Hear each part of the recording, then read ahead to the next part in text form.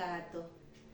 Halo semua, perkenalkan nama saya Desi Yusmarni. Saya kuliah di Universitas Islam Negeri Sultan Taha Saifuddin Jambi dalam program studi Pendidikan Islam Anak Usia Dini. Pada kesempatan kali ini, saya akan membahas tentang teori metakognisi dan implementasinya pada pembelajaran anak usia dini. Teori ini merupakan sebuah konsep penting dalam memahami bagaimana kita berpikir. Metakognisi pertama kali diperkenalkan oleh Flavel pada tahun 1976.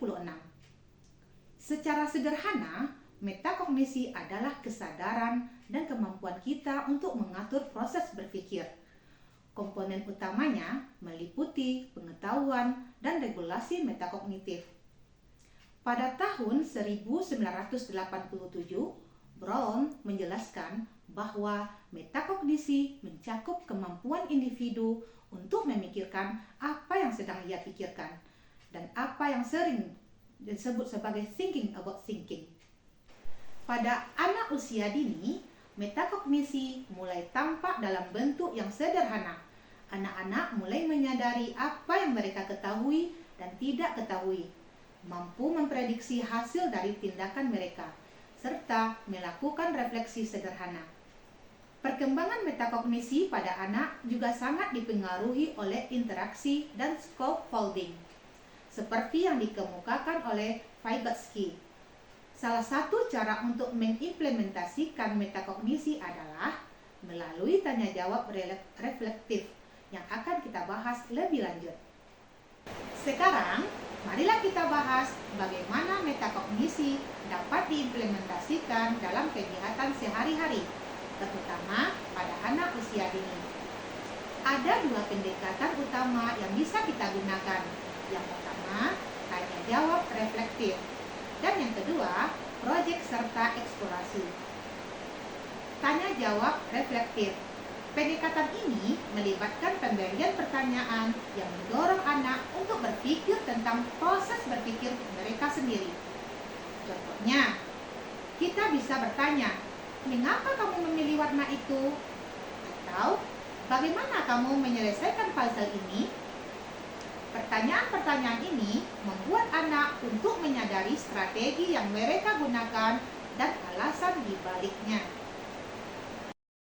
Sedangkan proyek dan eksplorasi memberikan kesempatan kepada anak untuk merencanakan langkah-langkah dalam menyelesaikan suatu proyek atau masalah. Misalnya, anak dapat merencanakan bagaimana cara membuat menara dari balok atau mencari solusi untuk masalah sederhana. Selama proses ini, anak didorong untuk mengevaluasi hasil dari tindakan mereka dan belajar dari pengalaman tersebut. Dengan demikian, metakognisi tidak hanya menjadi konsep teoritis, tetapi juga keterampilan praktis yang dapat diterapkan dalam berbagai situasi. Selain tanya jawab reflektif dan proyek eksplorasi, ada dua pendekatan lain yang sangat penting dalam implementasi metakognisi, yaitu pertama, modeling guru, dan yang kedua, refleksi anak. Modeling guru. Dalam pendekatan ini, guru berperan sebagai model yang menunjukkan cara berpikir yang efektif.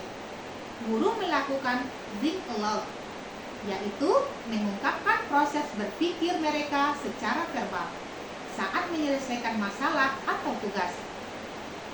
Dengan demikian, anak-anak dapat melihat bagaimana guru merencanakan, memantau, dan mengevaluasi pemikiran mereka sendiri. Ini membantu anak-anak untuk meniru dan menginternalisasikan strategi berpikir yang efektif. Yang kedua, refleksi anak. Pendekatan ini mendorong anak-anak untuk menceritakan proses belajar mereka sendiri. Mereka diajak untuk berpikir tentang apa yang telah mereka pelajari, bagaimana mereka mempelajarinya, dan apa yang masih perlu ditingkatkan. Melalui refleksi ini, anak-anak dapat menumbuhkan kesadaran diri tentang kekuatan dan kelemahan mereka sebagai pelajar, serta mengembangkan strategi untuk belajar lebih efektif di masa depan. Untuk mengoptimalkan implementasi metakognisi, kita perlu menciptakan lingkungan belajar yang mendukung dan memahami peran penting guru. Lingkungan belajar yang mendukung, lingkungan belajar yang ideal adalah lingkungan yang aman dan terbuka, di mana anak-anak merasa nyaman untuk mengambil risiko dan membuat kesalahan. Kita harus menghargai kesalahan sebagai bagian dari proses belajar, bukan sebagai sesuatu yang memalukan. Dengan demikian, anak-anak akan lebih berani untuk mencoba hal-hal baru dan bereksperimen dengan ide-ide mereka. Selanjutnya, peran guru. Dalam konteks ini, guru berperan sebagai fasilitator dan pembimbing. Bukan hanya sebagai pemberi informasi, guru harus mendorong anak-anak untuk menjelaskan proses berpikir mereka, mengajak mereka untuk menemukan strategi lain jika strategi pertama tidak berhasil, dan memberikan umpan balik yang reflektif. Umpan balik ini tidak hanya berfokus pada jawaban yang benar atau salah, tetapi juga pada proses berpikir yang digunakan oleh anak-anak. Sebagai penutup, marilah kita simpulkan poin-poin penting yang kita bahas tadi. Metakognisi adalah kesadaran dan kemampuan untuk mengatur proses berpikir kita. Keterampilan ini berkembang melalui interaksi dan refleksi, dan sangat penting untuk pembelajaran anak usia dini. Oleh karena itu, pembelajaran anak usia dini harus memberikan ruang bagi eksplorasi dan refleksi. Untuk mencapai hal ini, ada beberapa saran yang bisa kita terapkan. Pertama, guru perlu mengembangkan strategi yang menumbuhkan kesadaran berpikir pada anak-anak. Ini bisa dilakukan melalui pertanyaan-pertanyaan reflektif, modeling guru, dan pemberian umpan balik dan konstruktif.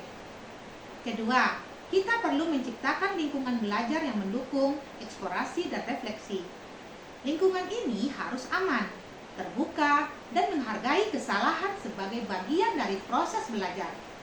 Dengan demikian, dengan menerapkan saran-saran ini, kita dapat membantu anak-anak untuk mengembangkan keterampilan metakognisi yang kuat dan menjadi pelajar yang mandiri dan sukses. Demikianlah yang dapat saya sampaikan pada kali ini. Saya sudahi. Wabillahi taufiq wal hidayah. Assalamualaikum warahmatullahi wabarakatuh.